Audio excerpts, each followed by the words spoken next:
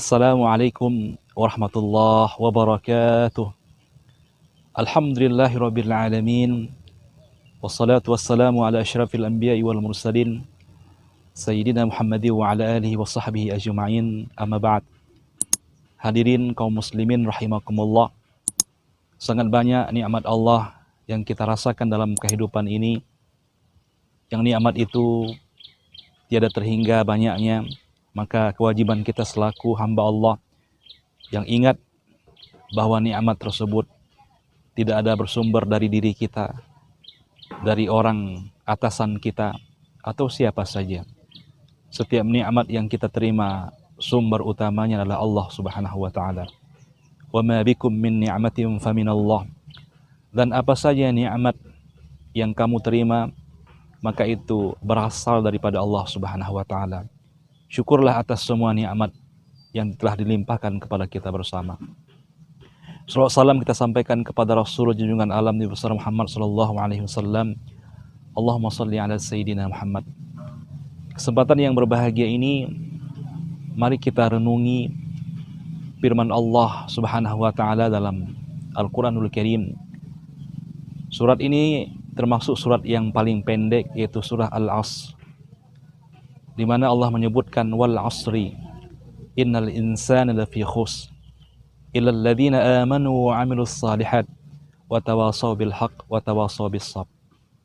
Dan demi masa, Allah bersumpah demi waktu, demi masa, sungguhnya manusia itu berada dalam kerugian kecuali orang-orang yang beramal saleh dan saling menasihati dalam kesabaran dan juga dalam kebenaran.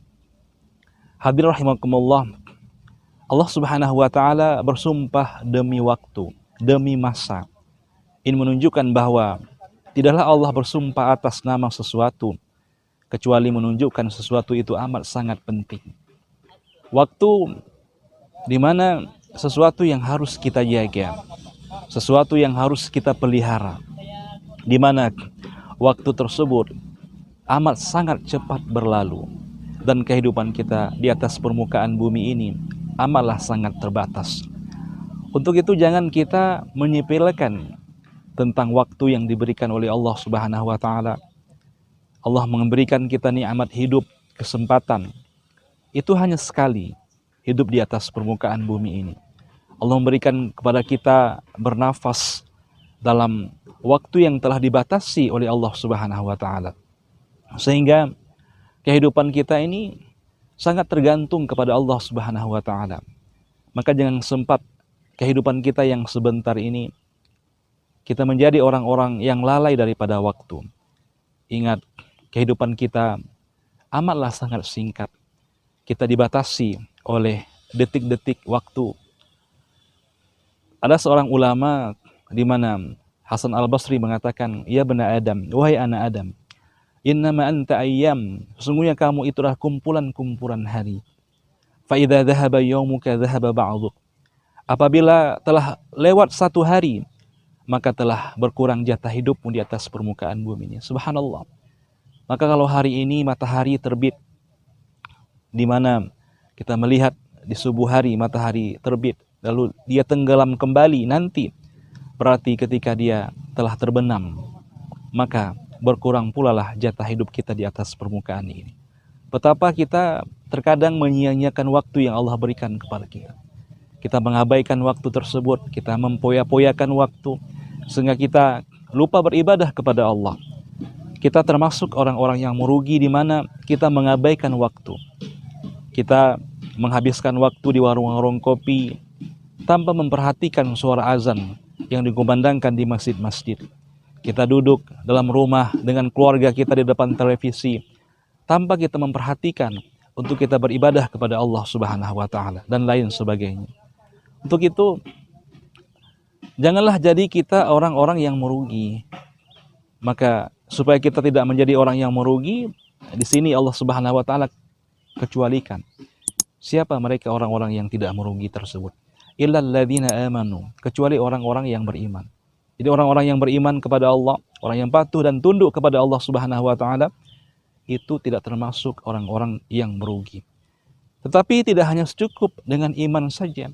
Iman itu mudah kita katakan dengan mulut kita, dengan hati kita.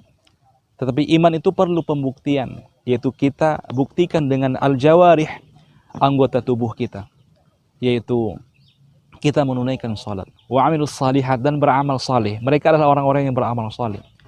Amal saleh dalam ayat ini tentu sangat luas sekali, yaitu bisa saja itu salat 5 waktu, bisa saja itu puasa yang kita kerjakan wajib seperti puasa Ramadan, kita mengerjakan amal-amal sunnah, kita naik haji, kita berkurban, kita membayar zakat, dan amal-amal soleh yang lain, kita berimpak, bersedekah, membantu dan meringankan beban-beban saudara kita.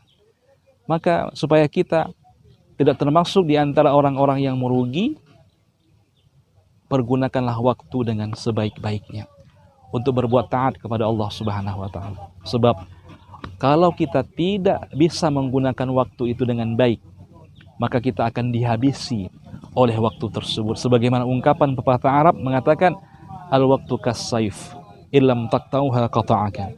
Waktu itu bagaikan pedang, kalau kamu tidak menggunakannya, maka dia akan menebas kamu. Begitulah waktu kalau seandainya kita itu tidak mempergunakan dalam jalan-jalan kebaikan, tidak kita gunakan dalam amal-amal saleh, maka kita akan menjadi orang-orang yang menyesal. Ketika nanti ajal sudah tiba, baru kita merasakan betapa pentingnya waktu yang telah berlalu itu. Ada masa muda yang kita abaikan dengan kita terus bermaksiat kepada Allah.